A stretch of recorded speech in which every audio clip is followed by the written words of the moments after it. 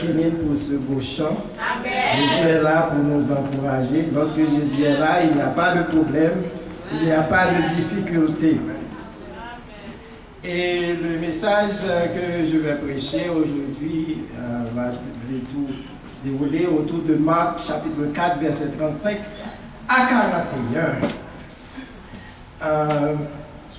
Il y a un certain vocabulaire que moi créé dans le message là, il faut que nous habituions au vocabulaire. C'est le terme yon-yon. C'est un vocabulaire que nous allons entendre dans le message là. Et c'est le terme, l'autre terme encore, c'est pépette, et que nous allons attendre dans le message là. Et l'autre terme encore, c'est venti. Make sure que nous songeons terme ça. Yon-yon, on nous répète même, yon-yon, pépette, venti, avec flow même. Les 4 mots ça. Flow même. Ok. On nous encore, yon-yon, pépette, venti, flow même. Yon-yon, c'est un petit nom gâté pour tourbillon.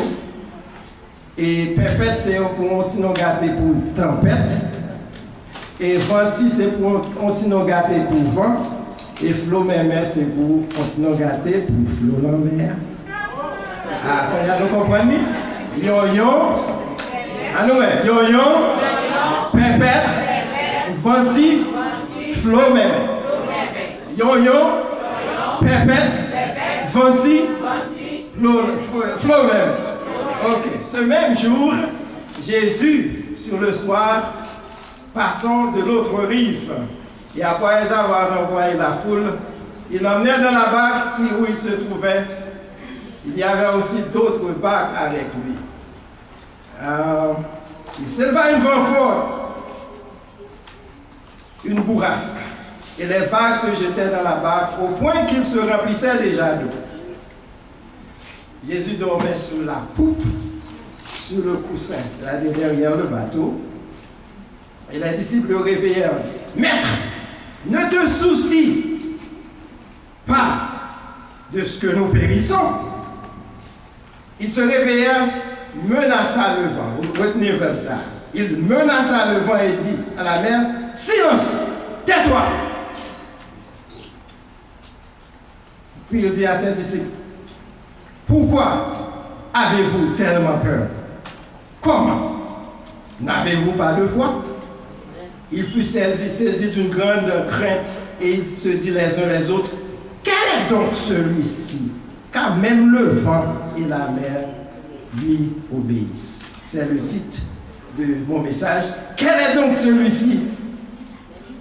Car même le vent et la mer lui obéissent.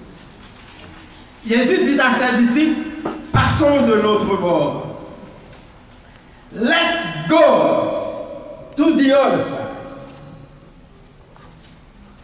L'évangile selon Marc nous dit que cet événement arrivait au soir.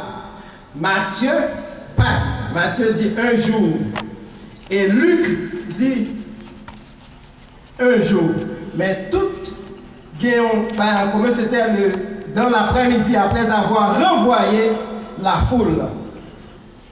Mais pire, Jean, Matthieu fait description. Matthieu dit que ce n'est pas seulement Jésus, il y a plusieurs autres bateaux là encore. Apparemment, c'était dans la tombée du jour. Jésus dit disciples, let's go to the other side. Les disciples ne posaient aucune question. Ils ne disaient pas à Jésus, où allons-nous? Nous avons le passage. Ils didn't say where we're going. Ils didn't say pourquoi ne pas rester ici? Pourquoi? Qui ça nous va faire l'autre bord? Parfois, le Jésus demande de nous faire bagaille, nous toujours avons tendance à poser la question. Mais les chers frères et sœurs, nous ne sommes pas obligés de poser des questions. Lorsque Dieu vous demande de faire quelque chose, obéissez. Ne lui posez pas des questions. Peut-être Dieu voulait servir de nous pour capable guérir quelqu'un. Peut-être Dieu voulait servir de nous pour bailler au monde manger. Peut-être Dieu voulait servir de nous pour bailler au monde boire. Peut-être Dieu voulait servir de nous pour bailler au monde on caille côté pour le rester. Là Jésus dit, passons de l'autre bord, pas faire tête nous raides, chers frères et sœurs. Le bon Dieu dit, let's go, peut-être n'a servi avec vous-même pour bon monde qui pas de travail pour bas le travail. Le bon Dieu dit, let's go, peut-être c'est pour aller réconforter au monde. Le bon Dieu dit, let's go, peut-être c'est pour aller prier avec au monde. Le bon Dieu dit, let's go, don't ask question. Parce que Jésus est omniscient, il est omnipotent, il est omniprésent, il connaît le passé, le présent et l'avenir. Les disciples ne questionnaient pas Jésus. Jésus dit à ses disciples, let's go to the other side.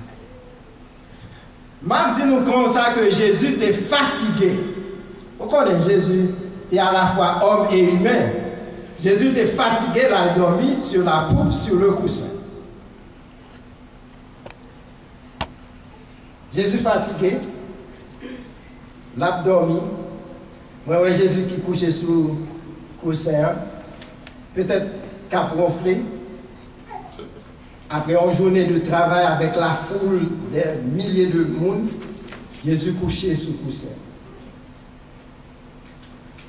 Soudainement, un vent accompagné d'un tourbillon fondit sur la mer.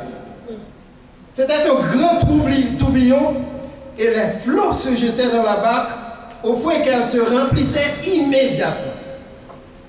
Quelques années de cela, il y avait un tourbillon à College Park, here in Maryland.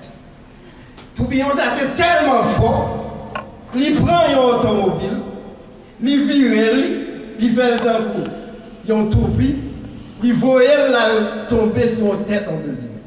Il y a deux étudiants là-dedans, deux étudiants ça ont mouru. Soudainement, un vent fondit sur la mer, tel que l'on n'a jamais vu auparavant. Ma question pour vous, chers frères et sœurs, qui côté vent ça sorti? Qui côté vent ça sorti? C'est Satan qui voyait tourbillon ça, parce que Jésus-Christ était dans le bateau, Satan t'a fait une attente pour être capable de tuer Jésus-Christ.